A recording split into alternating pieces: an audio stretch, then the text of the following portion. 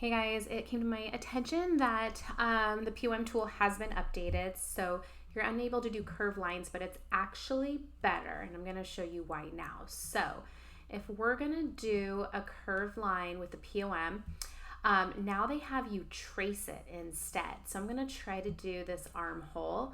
Let me scooch that over a bit. Okay, and let me zoom out. Okay. So you can select it just with your regular selection tool. I'm gonna hold shift so I can do both of them. And then you just right click, and down at the bottom, it has trace as point of measure. There you go. Let's go over to our POM tool. And there it is. So I can go ahead and just say back armhole.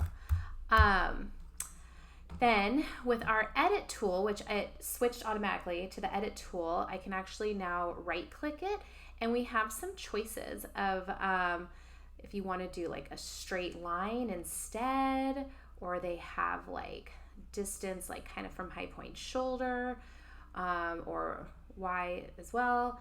And let's see here, or reverse.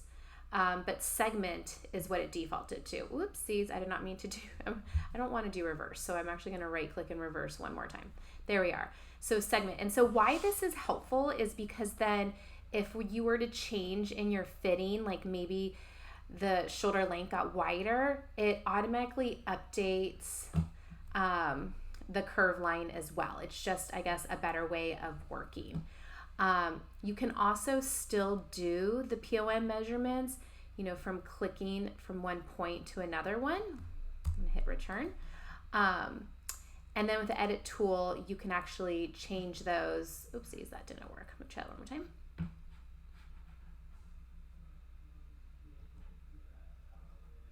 There we go.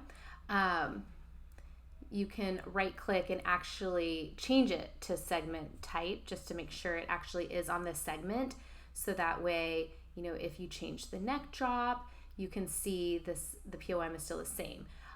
What if I didn't change it to segment? Let's check that out. I'm going to hit edit undo a couple times.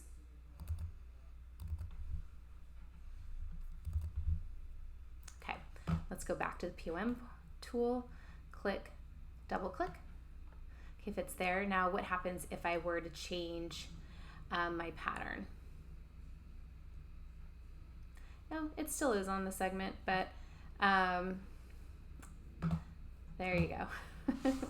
Another update as well is if you're going to measure across darts, it'll know to exclude the dart excess. So that way it's like you're taking a POM measurement of a sewn garment, which is so nice as well. So your regular tool, I'm going to click at the waist, and I'm just going to go straight across, give my double click, and you can see how it's like dashed. That means it's not adding the space from the dart. So that's also a big update.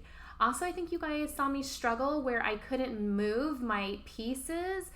Now you can click, drag, and drop and move them into whichever order you want. So those are actually some pretty cool updates. So I just wanted to reach out and let you all know about that.